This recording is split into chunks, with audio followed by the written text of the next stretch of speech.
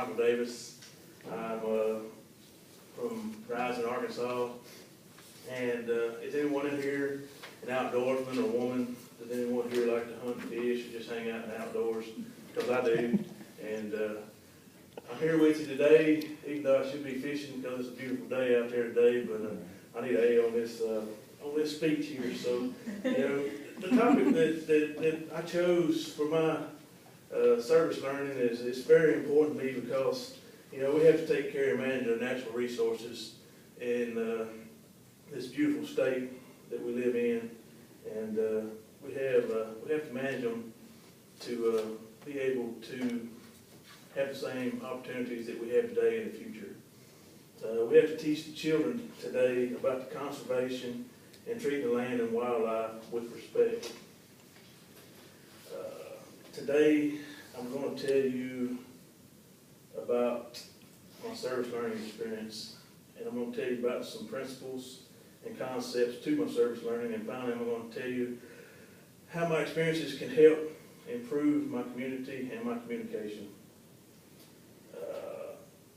My name is Michael Davis.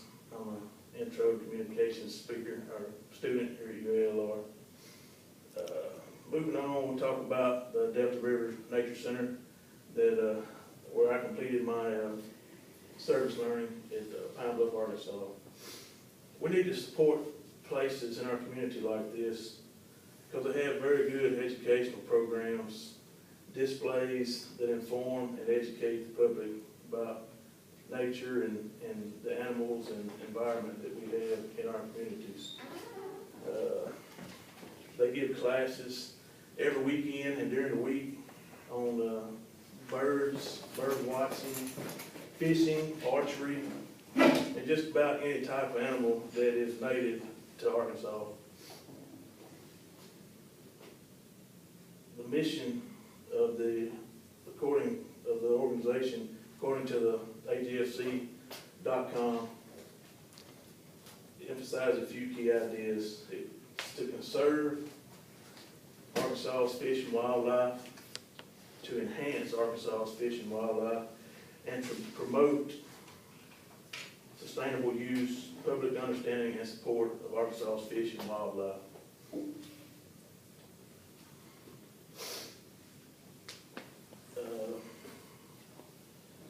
When I was, we had a group of 20 kids and adults.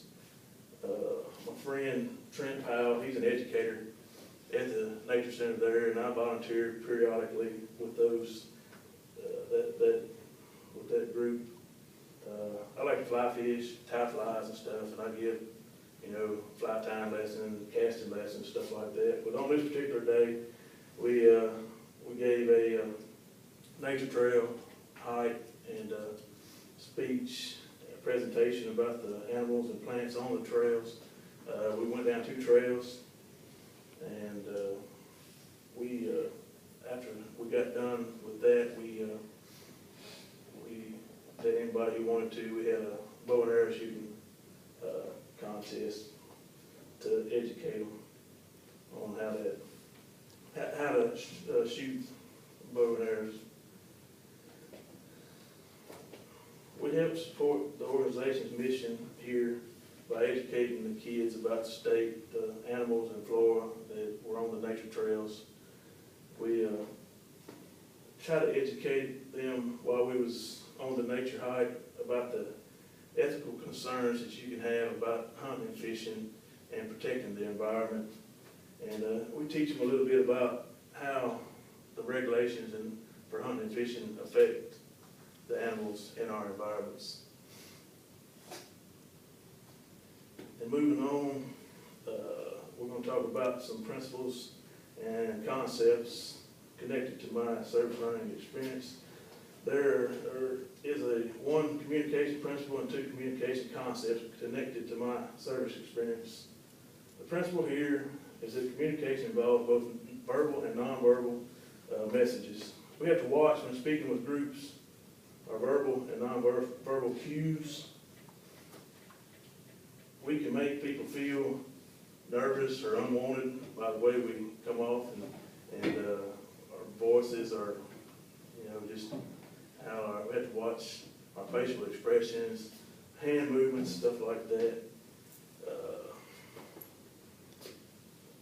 You really need to think about this when you're giving lectures, kind of like me right now, and I'm really nervous right now. So, it's a big deal.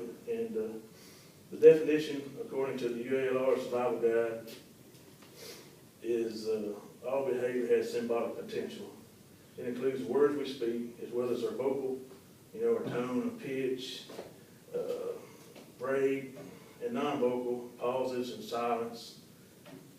It's also, an example from this on my service experience was, I was sitting there, I had finished my speech, my presentation, and we was on the other trail, and Trent was giving his, and I was kind of daydreaming off into space, looking at birds and stuff, and a kid come up to me and, asked me, "Mister, are you bored, or are you just, tired of being here?" I was like, "Man, no, I'm not." I just kind of caught myself off guard, and I didn't know anybody was paying attention or nothing.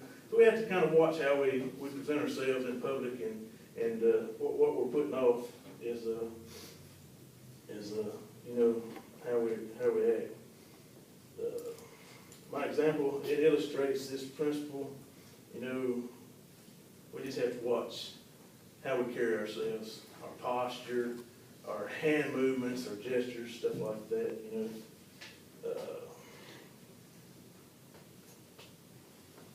The first communication concept is affect displays, which the definition, according to Adler, Rodman, and Dupree, are facial expressions, body movements, and vocal traits that reveal emotional traits. An example from this would be, I was giving my speech, and the lady came up to me. I was nervous. I was breaking up, kind of like I am now, wielding my hand wildly and stuff. And after the speech, the lady came up to me and said, "Mr. Ryan," she said, I go by Ryan, but she said, I don't know why you were so nervous. You did a good speech. You give us good information and stuff. And, that's kind of the way it goes. You don't have that much experience giving speeches and stuff, and you kind of have to reel in your nervousness and your body languages. The second communication concept is kinesics. It kind of goes along the same line. According to Adler, Rodman, and Dupree, it's a study of body movement, gesture, and posture. And, my posture while dealing with the kid, I was kind of out of touch, kind of not very engaged in the conversation going on, and that kind of dealt to him thinking that I was bored and not wanting to be there, which actually was not my intent, but you have to watch those. Moving on to my main 3 points. Based on my service experience, I can use communication concepts and ethical implications to improve my communication and help improve my community. We could all use some help on improving our communication skills in one way or another. We all also could learn new ways and better ways to improve our communities that we live in. One communication concept I could use to improve would be nonverbal communication. The definition, according to Adler, Rodman, and Dupree, is messages expressed by other than linguistic means. I chose this concept based on my service experience because I have a bad habit of rambling and using hand gestures to get my point across. Also, an ethical implication I could use to improve my community is responsibility. The definition, according to UAR Survival Guide, is holding ourselves accountable in our choices and actions and communications with others. I chose this implication based on my service because, we have a responsibility within ourselves to manage our environment and help our community manage the environment, the wildlife, and the culture that we provide in our communities. And, we can use this to improve our communities by holding our leaders accountable for, the effects that we have on our environments. In conclusion, you know,